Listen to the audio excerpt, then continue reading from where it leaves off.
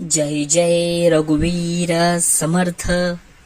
समर्थ मनाला उपदेश देतात. आपला देह पडला तरी आपली कीर्ती मागे उरली पाहिजे. अशीच कर्मे जीवनामध्ये आपण केली पाहिजेत. सतत परोपकारी राहिले पाहिजे. त्यासाठी हे मना या देह चंदनाप्रमाणे दुसऱ्यासाठी झिजवला पाहिजे. त्यामुळे सज्जनांना अंतःकरणापासून आनंद मिळून ते संतोष पावतील.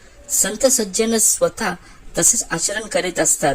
त्यामुळे लोक त्याला स्मरण शेवटपर्यंत ठेवतात. आपल्या वाडवडिलांनी जे द्रव्य मिळवून ठेवले आहे त्या द्रव्याची कधी अभिलाषा करू नको. स्वकष्टार्जित द्रव्य चांगले, तेही उचित किंवा योग्य मोबदला घेऊन घेतलेले द्रव्य असावे. दुसऱ्याचे द्रव्य मिळावे असे वाटणे स्वार्थ बुद्धीचे लक्षण आहे. अशी स्वार्थ बुद्धी पापच होय. अरे, ज्या कर्मामुळे पाप भोगावे लागते ते कर्म त्याज्य होय. त्यातही मनासारखे घडून काही नाही तर कर्मही अतिशय दुःख होते. मग त्याचा काय उपयोग. म्हणून समर्थ म्हणतात, हे मना, सगुण रूपाने नटलेला जो श्रीराम अंतरात्मा त्याच्यावरती प्रेम करावे. त्याच्याशी एकरूप होऊन जावे. देवाशी जसे एकरूप होऊन जावे. त्यामुळे देह दुःखाची आठवण होऊ नये. अरे मना, दुःखाची आठवण होऊ नये एवढेच नव्हे तर देह दुःख हे सुख वाटलं पाहिजे. दुःख हे वरदान व दुःखानेच भगवंताची आठवण होते. दुःख में सुमिरन सब करे असा कबीरांचा अनुभव नव्हता का. तेव्हा विवेकाने रामरूपात मिसळून जावे म्हणजे आत्मस्वरूपे मिसळून जावे. हे सुखाचे खरे स्थान आहे. जगी सर्व सुखी असा कोण आहे, विचारे म्हणा तुझी शोधून पाहे. या जगात सुखी कोणीच नाही.